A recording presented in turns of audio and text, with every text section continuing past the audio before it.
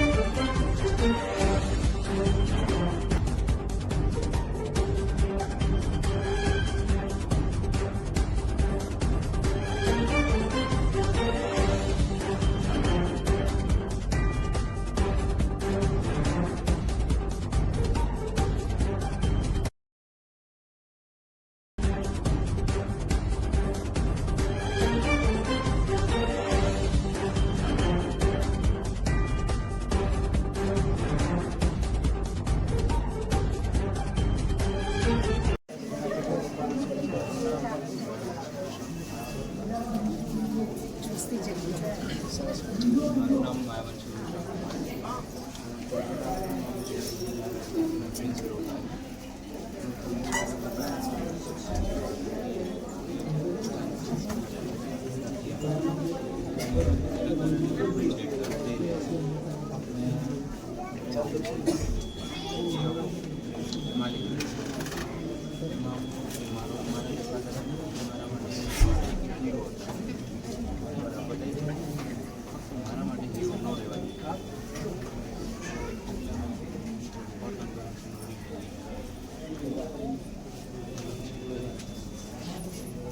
प्रेरणा क्या थी दौलत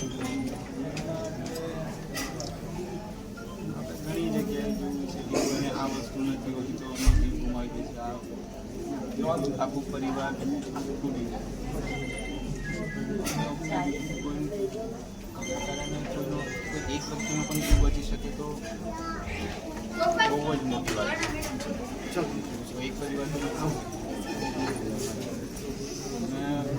ઓર્ગન ડોનેશન મોસ્ટલી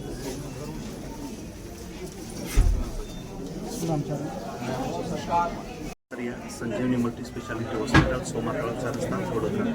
अमरी हॉस्पिटल में ब्रेन डेड जाहिर थयेला दिनेशभाई मायावंशी एना दीकरा, एना धर्मपत्नी दीकरी अने एना भाई जे निर्णय लीधो अंगदान करवानो ए खूब सराहनीय छे, खूब अभिनंदनने पात्र छे। एना 3 अंग लीवर, किडनी अने हार्ट डोन थवाना छे। लीवर से અહીંથી યુએન મહેતા હોસ્પિટલ અમદાવાદ ખાતે જવાનું છે, લીવર છે એ કિરણ હોસ્પિટલ સુરત ખાતે જવાનું છે, અને કિડની છે એ ઝાયડસ હોસ્પિટલ અમદાવાદ ખાતે જવાનું છે, અને heart UN Mehta hospital Ahmedabad ખાતે જવાનું છે। આનીથી 3 જિંદગી બચશે અને એક માનવ કલ્યાણનું કામ છે, સરાહનીય કામ છે, જે માયાવંશી પરિવાર, દિનેશભાઈના જે પરિવારે અંગદાન કરી અને એક સમાજની અંદર દાખલો બેસાડવાનું કામ કર્યું છે। વડોદરામાં અત્યાર સુધીમાં 83 અંગદાન થયા, એમાંની એક સાથે આવા એ રીતે લીવર, કિડની અને હાર્ટ થયા હોય તેવી બીજી કે ત્રીજી ઘટના મારા ધ્યાને આવી છે। અને ખૂબ ખૂબ અભિનંદન, દુઃખ સાથે પણ જે કાંઈ માનવ કલ્યાણ માટે કામ થયું અને અભિનંદનને પાત્ર છે। મારા અને અમારી હોસ્પિટલથી બનશે એવી તમામ સેવાઓ અમે કાયમી માટે પરિવાર માટે કરવા માટે તૈયાર છે.